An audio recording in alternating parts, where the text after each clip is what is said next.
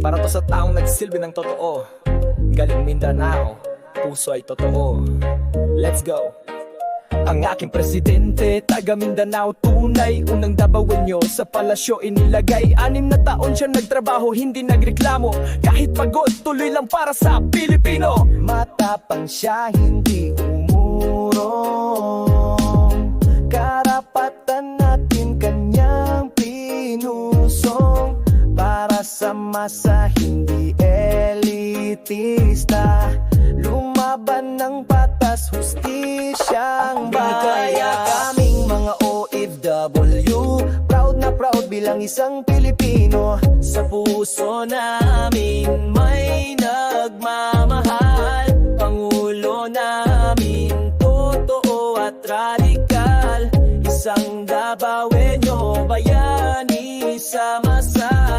Dakila ka kahit sila'y kumontral. Sinimula ng gyera kontra droga at korupsyon. Kahit sinong baluktot, binigyan ng leksyon. Tahimik ang kalsada, kampante ang tao. Yan ang lider na hindi lang puro pangako. Proyekto dito, proyekto doon. Hindi lang sa papel, kundi sa aksyon. Na amoy nahahawakan nakikita. Di tulad ng iba na puro salita.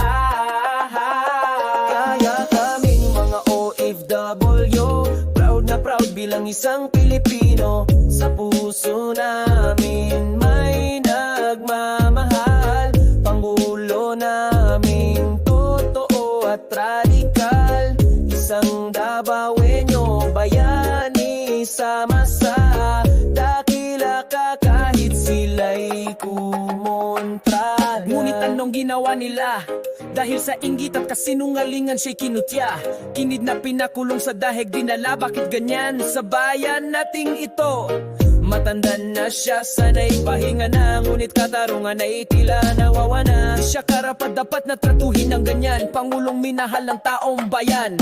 Kaya kaming mga OFW, proud na proud bilang isang Pilipino. Sa puso namin may nagmamahal. Pangulo namin totoo at radikal. Isang Davaoenyo, bayani sa masa. Dakila ka kahit sila'y kumontra.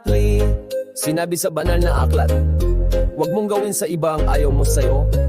Kaya sana bumalik sa kanila ang ginawa nila. Kung hindi man sa korte, baka sa karma.